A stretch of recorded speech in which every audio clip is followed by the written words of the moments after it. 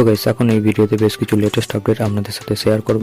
আজকের ফার্স্ট যেটা বড় আপডেট সেটা হলো রকিংস্টার ইয়াসকে নিয়ে। তো তার আপকামিং সিনেমা টক্সিক থেকে আপডেট বেরিয়ে এসেছে। আগামীকাল 8 জানুয়ারি ইয়াসের বার্থডে, তো সেই উপলক্ষে টক্সিক সিনেমার একটা ফার্স্ট লুক পোস্টার বা কোনো গ্লিমস ভিডিও আসতে পারে। আমরা ইয়াসের ফার্স্ট লুক দেখতে পেতে পারি এবং তার সাথে সিনেমার রিলিজ ডেটও অ্যানাউন্স করে দিতে পারে। তো ব্যাক শট দিয়ে যে পোস্টারটা বেরিয়ে এসেছে সেটা দেখে তো ভালো লাগছে। তো এই আপডেটটা আগামীকাল সকাল 10:25 আসবে। দেখা যাক সেটা কতটা এক্সাইটিং হয়। নেক্সট আপডেটটি শাহিদ কাপুরকে নিয়ে। তো তার আপকামিং সিনেমা ডাইরেক্টর বিশাল ভারদ্বাজের সাথে। তো এই সিনেমার কাস্টিং খুবই সারপ্রাইজিং। এখানে শাহিদ কাপুরের সাথে তৃপ্তি দিমরি আছে, নানা পাটেকর, রণদীপ হুডা।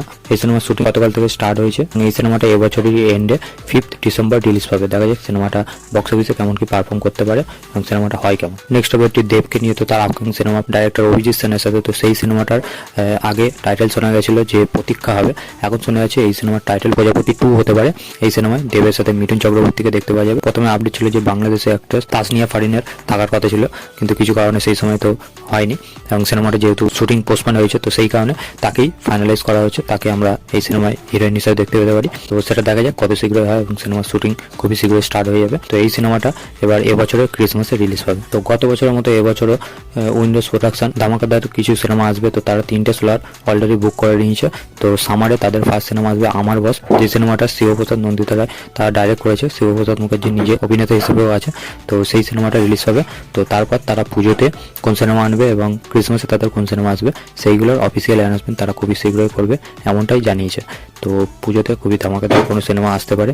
এখন অবধি আপডেট রক্তবীজের সিকুয়েল আসতে পারে কিংবা বহুরূপী সিকুয়েল আসতে পারে। তো দেখা যাক সেই আপডেটটা কত শীঘ্রই আসে এবং সেটা কতটা ধামাকাদার হয়। অজিত কুমারের আপকামিং সিনেমা গুড ব্যাড আগলি, এই সিনেমার অফিসিয়ালি পোস্টার বার করে রিলিজ ডেট অ্যানাউন্স করে দিয়েছে মেকাররা। সিনেমাটা এবার 10 এপ্রিল 2025 রিলিজ পাবে।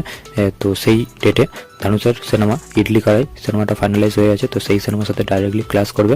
তো খুবই বড় একটা ক্লাস বলা যায়, তামিল বক্স অফিসে হবে। দেখা যাক সেটাতে কে যেতে। Junior NTR upcoming cinema director Prasad নীলের সাথে, যার ইনিশিয়াল টাইটেল রাখা হয়েছে ড্রাগন।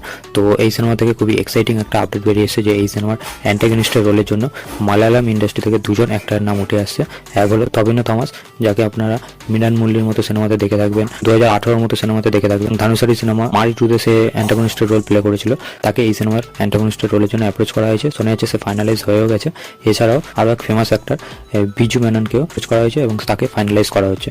তো এটা যদি হয় খুবই এক্সাইটিং কাস্টিং হতে চলেছে এই সিনেমার এবং অলরেডি রুক্মিণী বাসন্ত এই সিনেমার ফিমেল লিডের জন্য ফাইনালাইজ হয়ে আছে। সিনেমাটা থেকে এক্সপেকটেশন হিউজ থাকবে। দেখা যাক মেকার্সরা সেটা ফুলফিল করতে পারে কিনা এবং সবকিছু ঠিক থাকলে সিনেমার শ্যুট খুবই শীঘ্রই স্টার্ট হবে এবং মেকার্সরা আগে জানিয়েছিল যে সিনেমাটা জানুয়ারি 2026 রিলিজ হবে, কিন্তু এখন মেকার্সরা প্ল্যানিং করছে সামার 2026 রিলিজ দেওয়ার। বলিউড প্রোডাকশন হাউস টি সিরিজ তারা তামিল ডাইরেক্টর রাজকুমার পেরিস্বামী, যে রিসেন্টলি আমরানের মতো সিনেমা ডাইরেক্ট করেছে, তাকে নিয়ে একটা বলিউড ফিল্ম বানাতে চলেছে।